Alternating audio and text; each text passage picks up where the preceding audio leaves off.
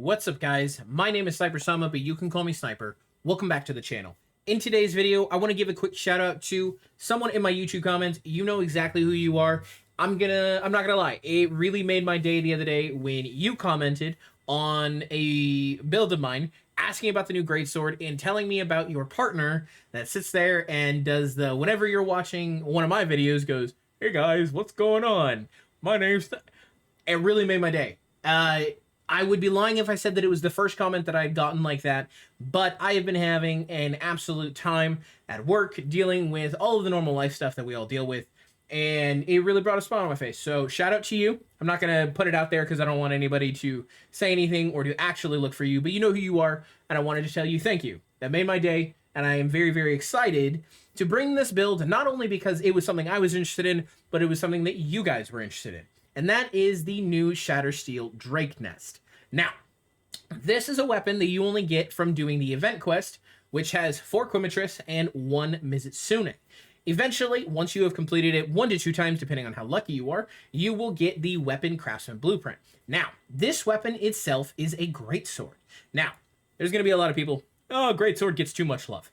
Greatsword is the flagship weapon for the entire genre, meaning it should get a little extra love. And shout out to the community artists that a couple months ago won the contest for a new artwork for a weapon, and this is what we got. This is an insanely cool weapon. I love it. I think it's awesome. If you have played previous games, you know that it has the Valstrax sharpness bar, which is just all white sharpness. Absolutely love it. I'm having so much fun with this build. But the kicker for all of it is this ability called Shattering Reflection. Level 3 charge slashes deal area of effect damage upon hitting the ground. Now, if you haven't seen this yet, basically what this does is you charge up your strikes. You charge up your slashes. When you charge them up and you get to that level 3 mark and your sword hits the ground, causes a little like reality shatter. And that happens for every single one of them. However, as cool as it is, it gets even cooler when you remember that there is something else that came out a couple months ago, several months ago now actually, that does something similar at level 3 charge slashes. That is Soul of the Dark Knight from Omega. Meaning, with Dark Arts and the Shattering Reflection, you are able to sit there, not only do your regular greatsword slashes, but on top of that, you are able to do them with not 1, but 2 additional instances of damage. And that's what this build is all about. So, without further ado, let's get into it. Shatterseal Drake Nest, like I said, from the event quest, super easy to build, and in my opinion, might actually be better than Gogmazios. I'm really enjoying it. I'm really enjoying this build, and it is probably what I've been using the most, even against things like Arch-Tempered Arkfeld. As far as the armor goes, because this is Gogma weapon, this isn't a Gogma weapon, there's no extra stuff to it. And it comes with one of the best skills on Greatsword, Focus, which means it's very easy to build too, okay? We have Arc Vulcan Helm Gamma, and that's it as far as the new gear. The reason we are using this, Weakness Exploit level 3, is insane. And it lends itself to give us Lord Soul. Because this isn't a Gogma weapon, we don't get to put our own skills on it. Meaning, the group skill Lord Soul doesn't apply. We have to do it like we did pre-Gogmazios, which is where all the armor falls in. Then we have Bale Curious Alpha and Bale Gauntlets Alpha. Both of these are really nice. I specifically chose these two because they have Latent Power and Quick Sheath, and Latent Power, Maximum Might, and Resentment. Resentment is going to be really good just for when you are taking a little additional damage and you have the red health. It's just going to give you more damage, but most notably, Latent Power and Quick Sheath. Quick Sheath is one of those on Greatsword that is insanely good, meaning we are able to put our weapon away faster, even though it is one of the slowest weapons in the game. Combine these two abilities, though, with the Raidao gear, and we get stun resistance on top of it, stamina surge, more latent power, and maximum might. Meaning, latent power itself is at 2, 3, 4, 5. Maximum might is already capped out just from having these armor pieces, these 3 right here.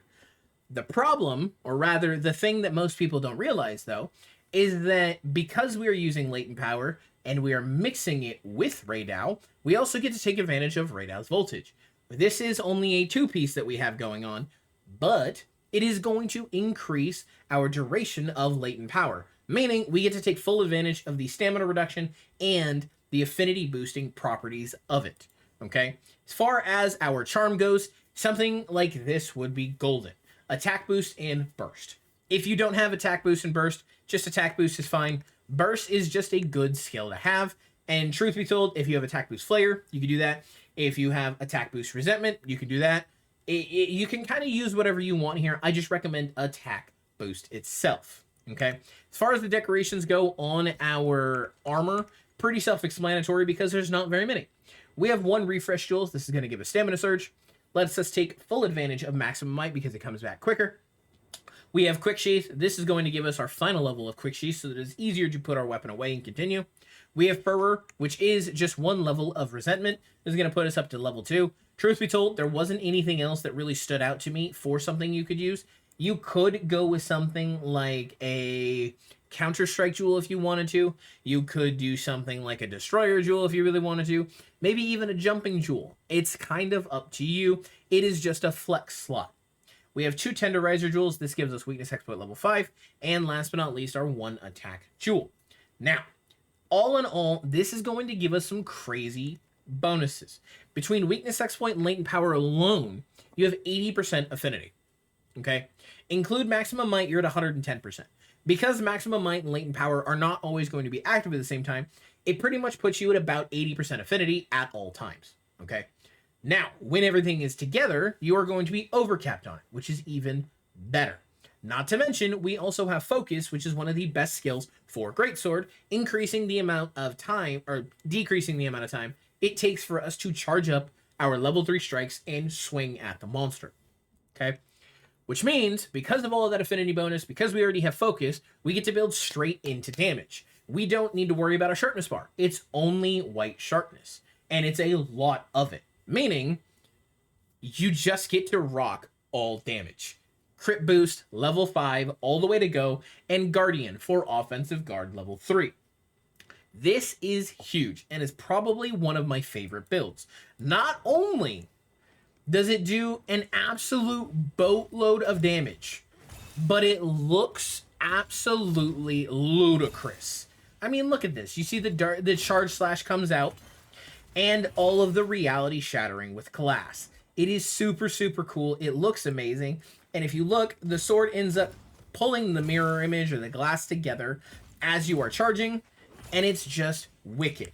If you played Monster Hunter World, you know that the Greatsword got the rocket-powered Greatsword, where it had the literal thrusters on the back end of it. I think this is a better design. I'm not going to lie. Shout out to the artist that made this because it is phenomenal.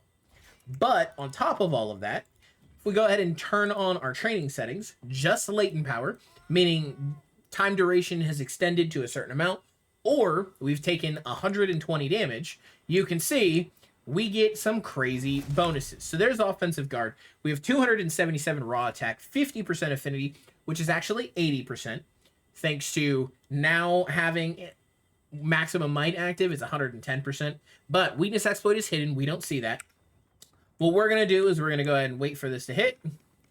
Trigger the offensive guard.